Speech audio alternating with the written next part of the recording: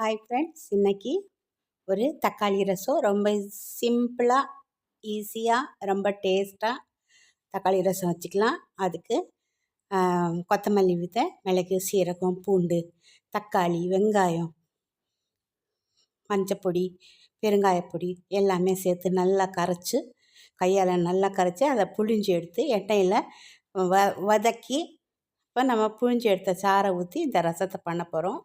இது ஒரு வித்தியாசமான ரசமாக தான் இருக்கும். நீங்கள் பாருங்கள். வாங்க இப்போ வீடியோக்குள்ளே போகலாம். அஸ்ஸலாமு அலைக்கும் ஃப்ரெண்ட்ஸ்.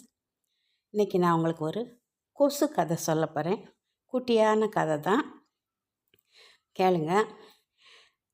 இந்த கொசுக்கள் எல்லாமே ஒரு நாள் எல்லாரும் ஒன்றா சேர்ந்து ஒரு காவாயில் உட்காந்து பேசிக்கிட்டு இருந்தாங்க. என்ன பேசினாங்கன்னா, நம்ம எப்போ பார்த்தாலும் காவாயில் தான் இருக்கிறோம், எங்கே அசிங்கமாக இருக்கோ அங்கே தான் இருக்கோம், நம்ம ஒரு நல்ல இடத்துல இருக்க முடியல.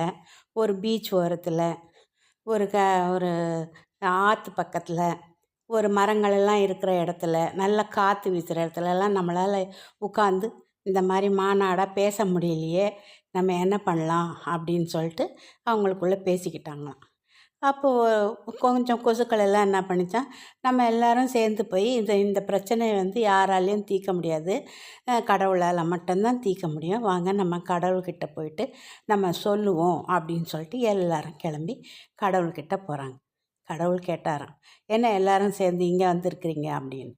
அப்போ அவங்க சொன்னாங்களாம், நாங்கள் ஒரு நல்ல இடத்துல இருந்து பேசலாம் செய்யலான்னா முடியல, எங்களை இந்த காற்று ரொம்ப டிஸ்டர்ப் பண்ணுது, எங்களை எங்கேயுமே இருக்க விட மாட்டேங்குது, நாங்கள் வாழ்க்கையவே வெறுத்துட்டோம் இந்த காற்றால், நீங்கள் தான் விசாரித்து ஒரு ஒரு நல்ல ஒரு முடிவு சொல்லணும் அப்படின்னு சொல்லி கொசுக்கள் எல்லாம் கேட்டுச்சான். அப்போ கடவுள் சொன்னாராம், நீங்கள் மட்டுமே வந்தால் எப்படி, காற்றும் வரணும் இல்லையா, 2 பேரையும் சேர்த்து தானே விசாரிக்க முடியும், நீங்கள் மட்டும் சொன்னால் எப்படி, போய் காற்றையும் கூப்பிட்டு வாங்க அப்படின்னு சொல்லி கடவுள் சொன்னாராம். கொசுக்கள் சொல்லிச்சான், நாங்கள் கூப்பிட்டா காற்று வராது, நீங்கள் கூப்பிடுங்க அப்போ தான் காற்று வரும் அப்படின்னு சொல்லி கொசுக்கள் சொல்லித்தான். அப்போ கடவுள் என்ன சொன்னாராம், சரி நானே கூப்பிட்றேன் காற்றை அப்படின்னு சொல்லி, காற்றே வா உன்னை விசாரிக்கணும்னு சொல்லு. உடனே காற்று பெரிய ஜோன்னு ஒரு வேகத்தோடு வந்த உடனே கொசுக்கள் எல்லாம் பறந்து போயிடுச்சு. இப்போ குற்றம் சொல்கிறதுக்கு யாருமே இல்லை. இப்போ கடவுள் எப்படி அதுக்கு ஒரு முடிவு சொல்வார்? அதனால் கடவுள் சொன்னார், வாதியே இல்லை, நான் பிரதிவாதியை வச்சுக்கிட்டு நான் என்னத்தை தீர்ப்பு சொல்வேன், நீங்கள் எப்போ 2 பேரும் சேர்ந்து வரீங்களோ அப்போ நான் தீர்ப்பு சொல்கிறேன் அப்படின்னு சொல்லி காற்றையும் அனுப்பி விட்டார். அவ்வளோதான், முடிஞ்சிருச்சு. கொசுவோட எந்த ஒரு முடிவும் இல்லாமல் கொசுக்கள் காற்றுல அடிச்சிட்டு போயிடுச்சு. இப்போ பாருங்கள், இந்த ரசத்தில் தாளிச்சிட்டேன். இந்த ரசத்தில் நம்ம கரைச்சி வச்ச இந்த தக்காளி கரைசலை ஊற்றி ஒரு கலக்கிக்கலாம். கதை எப்படி இருந்துச்சுன்னு கமெண்ட்ஸை சொல்லுங்கள். இன்னொரு கதை சொல்லுவேன், சரியா? இப்போ இது கொஞ்சம் கொதிக்க வரட்டும். இப்போ கொஞ்சம் கொதித்து வந்த உடனே நம்ம இப்போ இதில் கொத்தமல்லி சேர்த்துக்கலாம். பாருங்கள், இப்போ லேசாக கொதி வந்திருக்கு.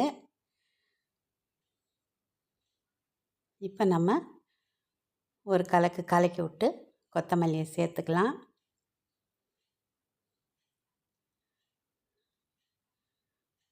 சேர்த்தாச்சு. நல்ல கமன்னு வாசனையோட, வெறும் இந்த சாதத்திலே போட வேண்டாம், இந்த தக்காளி ரசத்தை வெறுமனையே கிளாஸில் ஊற்றி குடிக்கலாம். அப்படித்தான் குடித்தாங்க எல்லோரும். அவ்வளோதான் ஃப்ரெண்ட்ஸ். பிடிச்சிருந்தா லைக் பண்ணுங்க, ஷேர் பண்ணுங்க, கதை எப்படி இருந்துச்சுன்னு சொல்லுங்க. இன்னொரு நாள் நான் இன்னொரு கதை சொல்லுவேன். பாருங்கள், சாப்பாடில் ஊற்றுற பாருங்கள், ரொம்ப நல்லா இருந்துச்சு. புதுசாக பார்க்குறவங்க சப்ஸ்கிரைப் பண்ணி பாருங்கள், பெல் ஐக்கானை அமுக்குங்க, அப்போ தான் நான் போடுற வீடியோ உங்களுக்கு உடனே சேரும். இது வரைக்கும் நீங்கள் பார்த்ததுக்கு நன்றி, வணக்கம்.